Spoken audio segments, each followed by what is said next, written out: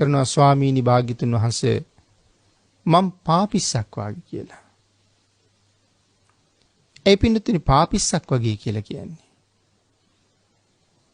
පය පිහින උපකරණේ පාපිස්ස. එතකොට මේ පාපිස්සේ කවුද පය පිහින්නේ නැත්තේ? රජවරුත් පය පිහිනවා. සිටු මැති ඇමතිවරුත් පය පිහිනවා. උසස් කුලවල ඉපදිච්ච ඒ අයත් පාපිස්සේ පය පිහිනවා. මහා උසස් සීලවන්තයොත් මේ පාපිස්සේ පය පිහිනවා. ඉතා පහත් වූ නීච කුලවල ඉපදිච්ච අයත් පාපිස්සේ පය පිහිනවා. දුර්ගුණ වලින් පිරිච්ච, පෞකාර ක්‍රියාකාරකම් වලින් පිරිච්ච, අකුසලයෙන්ම ජීවත් වෙන අයත් මේ පාපිස්සේ පය පිහිනවා. ඒ විතරක් නෙමෙයි සුනක ආදී සත්තු. ඒ වාගේ සත්තුත් ඇවිල්ලා මේ පාපිස්ස මත නිදිනවා. නමුත් පාපිස්ස කවදාවත් කවුරුවත් කෙරෙහි අමනාපයක් තියෙනවද? සිල්වත් ගුණවත් උතුමන්ගේ, කුලවත් ප්‍රභූ උත්තමයන්ගේ පය විතරක් පිහලා සැඬොල් ආදී පහත් කුලවල අය, නීච කුලවල අය, පාපිෂ්ඨ අය තමන් මත පය පිහිනකොට අමනාපයක් දැක්වේ නැහැ. ඉවත් වීමක් සිද්ධ වුණේ නැහැ. ඕනෑම කෙනෙකුගේ පය ඊටාම හොඳට පිහින්න පාපිස්ස උපයෝගී වෙලා තිබුණා. සාරිපුත්තයන් වහන්සේත් එහෙමයි. ස්වාමීනි, දෙවිවරු, බ්‍රහ්මයෝ කොයි තරම් ප්‍රශංසා කරනවද? ඒ වගේම මනුලොව මිනිස්සු, භික්ෂූන් වහන්සේලා සාරිපුත්තයන් වහන්සේට කොයි තරම් ප්‍රශංසා කරනවද? මිනිසුන්, දෙවියන්, බඹුන් අතරේ සාරිපුත්තයන් වහන්සේගේ කීර්තිරාවය රාව ප්‍රතිරාව දිදී නිරන්තරයෙන් නැගෙනවා. ඒ විතරක් නෙමෙයි, සාරිපුත්තයන් වහන්සේගේ ගුණ දන්න, සාරිපුත්තයන් වහන්සේ කවුද කියලා හඳුනාගත්ත හැම කෙනෙක්ම සාරිපුත්තයන් වහන්සේට ගරු කරනවා. පින්නතුනි, සාරිපුත්තයන් වහන්සේට චෝදනා කරන මේ භික්ෂූන් වහන්සේ වගේ පාපිෂ්ඨ පුද්ගලයෝ ඕන තරම් තව හිටියා. නමුත් සාරිපුත්තයන් වහන්සේ දුගඳත් සුවඳත් අතරේ පවා සුළඟ හැමුවා වගේ. ඒ වගේම සැඬොල් පුද්ගලයාගෙත්, නීච පුද්ගලයාගෙත්, රජුගෙත්, සිටු මහා ඇමතිවරුන්ගෙත්, සාමාන්‍ය පුද්ගලයන්ගෙත් පාදය පාපිස්ස විසින් හොඳට පිහදැමුවා වගේ. කවුරු කරන චෝදනාවත්, කවුරු කරන ප්‍රශංසාවත් උන්වහන්සේ මනාවම ඉවසුවා. ඒ කිසිම දෙයකින් සැලීමක්, උද්දාමයක් සාරිපුත්තයන් වහන්සේට නැහැ. ඒ සඳහා හේතු කාරණා රාශිය මේ කාරණත් එක්ක සාකච්ඡා කළ යුතුයි. අපි ගැන චුට්ටක් තව ඉදිරියට සාකච්ඡා කරමු. ඊළඟට සඳහන් කරනවා ස්වාමීනි, භාග්‍යතුන් වහන්සේ මම සැඬොල් කොළුවෙක් වාගේ. විනතිනි, නීච පුද්ගලයෙක්, ඊටාම දුප්පත් පුද්ගලයෙක් උදේ පාන්දරම ආහාර ටිකක් හොයාගන්න අනුන්ගේ ගෙයක් ගාන යනවා. දුප්පත් ගෙවල් වලටත් යනවා, පෝසත් ගෙවල් වලටත් යනවා, රජ මැදුරට, සිටු මැදුරටත් යනවා. රජ මැදුරෙන් ආහාර ලැබුණත්, සිටු මැදුරෙන් ආහාර ලැබුණත්, දිලිඳු පැලකින් ආහාර ලැබුණත් ඔහු ඒ ආහාරය බාර ගන්නවා. රජ මැදුරෙන් ආහාර ලැබුවා කියලා මහ උද්දාමයකුත් නැහැ. දුගී පැලකින් ආහාර ලැබුණා කියලා අමනාපයකුත් නැහැ. ඕනෑම කෙනෙක් දෙන ආහාරයක් යමක්ද ඔහු ඒ ආහාරය පිළිගන්නවා. සාරිපුත්තයන් වහන්සේ සඳහන් කරනවා ස්වාමීනි මමත් ඒ සැඬොල් කොළුවා වගේ මේ පාත්‍රයත් අරගෙන ජීවිතේ පවත්වන්න ගයක් ගානේ හිඟමන යනවා. රජවරු සිටුවරු මහ ඇමතිවරු දන් දුන්නත් ඊටාම දුගී දුප්පත් පුජ්‍යලේක ආහාරයක් දුන්නත් මම ඒක ඊටා සතුටින්ම පිළිගත්තා. රජුන්ගෙන් සිටුවරුන්ගෙන් විතරක් ආහාර හිව්වෙත් නෑ. පොහොසත් උදවිය ළඟට විතරක් වැඩම කළෙත් නෑ.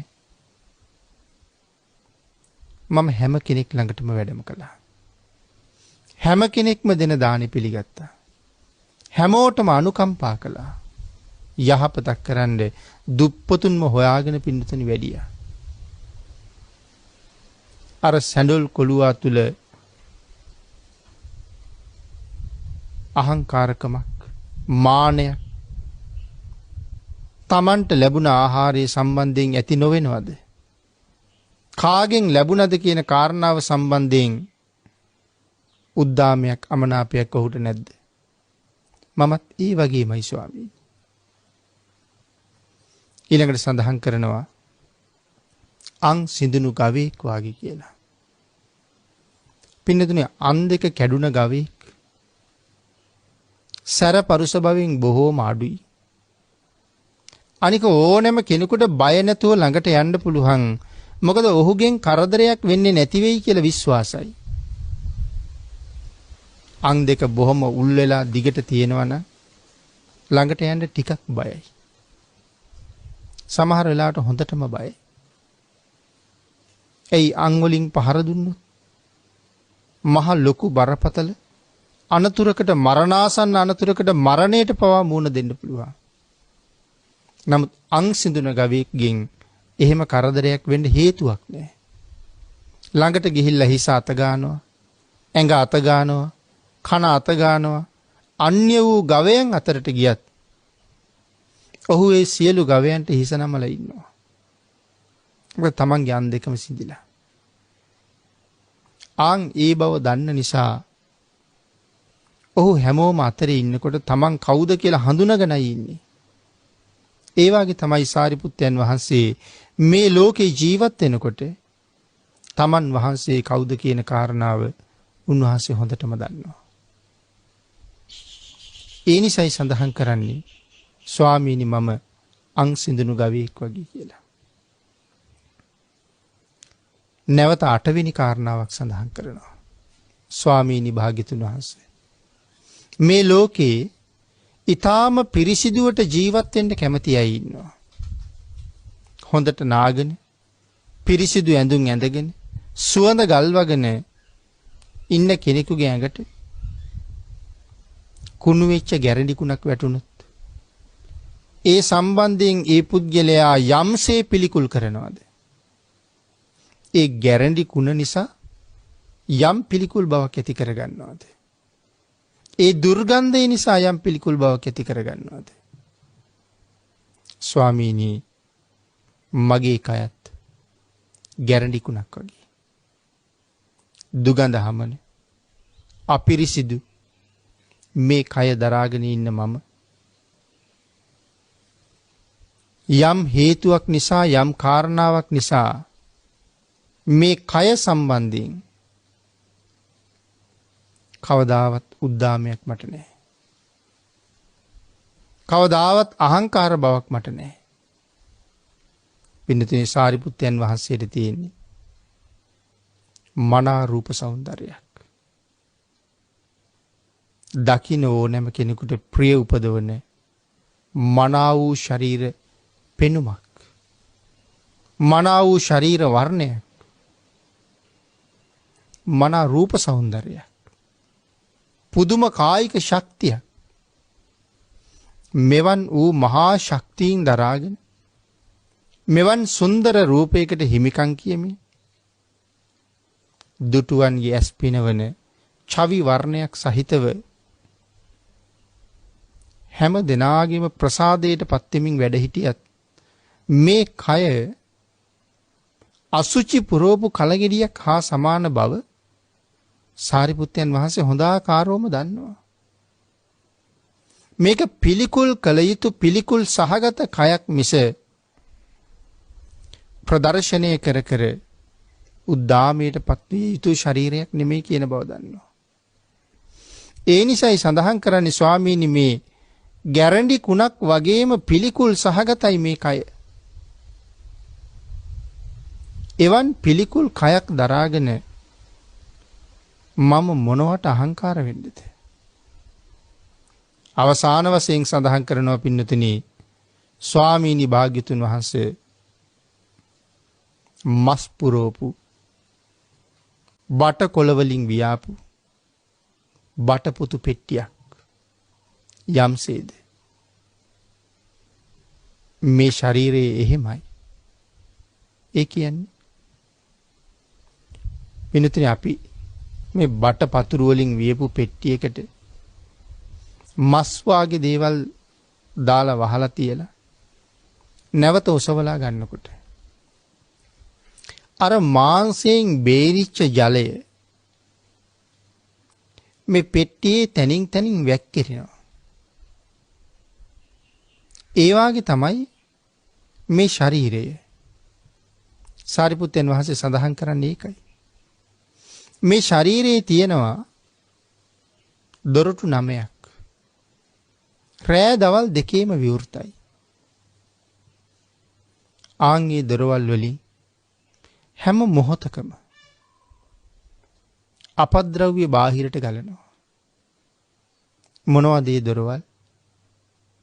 ඇස් දෙකයි, කන් දෙකයි, නාස් සිදුරු දෙකයි, මුඛයයි. කෙනෙක් දිහා බලලා අපි හිත බැඳගත්තෙත් විශේෂයෙන් මූණ දිහා බලලා. රූපයකට ඇලුනා නම් අපි මුලින්ම ඇලුනේ මූණ දිහා බලලා. නමුත් අපි බොහොම ලස්සනයි කියපු, ප්‍රියමනාපයි කියපු, නොයෙක් සුන්දර වස්තුන්ට උපමා කරපු මේ මුහුණ ආශ්‍රය කරගෙන අපද්‍රව්‍ය කයේ ඇතුලේ ඉඳලා බැහැරට නිකුත් කරන දොරවල් 7ක්ම තියෙනවා. වහන්න පුළුවන්කමකුත් නැහැ. ඉතින් මේ මුහුණේ ඒ තරම් අපද්‍රව්‍ය බැහැර කරන නිරන්තරයෙන් දුගඳ හමන දොරවල් 7ක් පිහිටලා තියෙනකොට තමයි අපි ඒ මුහුණ දිහාම බලලා එච්චර සුන්දරයි කියලා හිතුවේ. කන් වලින් දියර ගලනවා. කන් වලින් කලාඳුරු වෙනවා. ඇස් වලින් අපද්‍රව්‍ය බැහැර වෙනවා. නාස්පුඩු වලින් අපද්‍රව්‍ය බැහැර වෙනවා. මුඛයෙන් කෙල හැලෙනවා. දුර්ගන්ධයි. දැක්කහම අප්‍රසන්නයි. මල මූත්‍රා කරන දොරටු දෙකයි. එහෙනම් දොරවල් 9කින් රෑ දවල් දෙකේම මේ ශරීරයෙන් අපද්‍රව්‍ය බැහැර කරනවා. ඉතින් අර බටපුතු පෙට්ටිය වගේ නිරන්තරයෙන් බහිශ්‍රාවීය දේවල් ගලනවා. ඒ විතරක් නෙමෙයිනේ පින්නතුනි. මේ සෑම රෝම කූපයක් ගානෙම මේ රෝම මතුවලා තියෙන හැම තැනම සිදුරක් තියෙනවා. ඒ සිදුරු වලින් නිරන්තරයෙන් දහදිය ආදී දේවල් වැగిරෙනවා. ලුණු ගතියෙන් යුක්තයි. දුර්ගන්ධයෙන් යුක්තයි. එහෙනම් ශරීරයේ පුරාම අපද්‍රව්‍ය වැහෙන තැන් තව තියෙනවා. එතකොට නව දොරටුවට අමතරව අපද්‍රව්‍ය ගලන තැන් මේ ශරීරයේ පුරාම තියෙනවා. දියර ගලනවා වගේ දහදිය ගලනවා. නමුත් ඒක දහදිය බිඳුවක්වත් කාටවත් ප්‍රයෝජනයක් නැහැ. දුර්ගන්ධයි. හැමෝම දහදිය දැම්මහම ඇඟපත සෝදනවා. වස්ත්‍ර සෝදලා පවිත්‍ර කරගන්නවා. එවන් ඇඳුම් ඇඳගෙන මිනිස්සු ඉදිරියට යන්න බෑ. මිනිස්සු රැස් වෙලා ඉන්න තැන් වලට යන්න බෑ. දුර්ගන්ධයි. හැමෝම හැරිලා බලනවා. ඒ දහදිය නිසා. කිහිලියාදී දහදිය දුගඳ නිතරම දැනෙනවා. කිකිලියාදී දහදිය දුගඳ නිතර දැනෙනවා. එතකොට මේ ශරීරයේ හැම තැනින්ම මේ දහදියත් ගලනවා හරියට අර බටපොතු පෙට්ටියෙන් හැම පැත්තෙම දියර වැක්කිරෙනවා වගේ අභ්‍යන්තරයේ අසූචි පුරවලා වගේ අපද්‍රව්‍ය හැම තැනම පිරීලා තියෙන්නේ. මල මුත්‍ර පෙරටු කරගත්ත සෙම සොටු සැරව ආදී දේවල් ප්‍රමුඛ කරගත්ත නොඑක් ආකාරයේ අපිරිසිදු අපද්‍රව්‍යයන්ගෙන් මේ කය පිරීලා තියෙන්නේ. ඒකයි සඳහන් කළේ අසුචි පුරවපු කලගෙඩියක් වගේ කියලා. අසුචිය අපිරිසිදු දේ. එවන් කයක් දරාගෙන ස්වාමීනි කුමක් සඳහා මම මාන්නක්කාර වෙන්නද? අහංකාර වෙන්නද? මෙවන් කයක් දරාගෙන ඉන්න මම මොන හේතුව නිසා තව කෙනෙක්ගේ කමනාප වෙන්නද?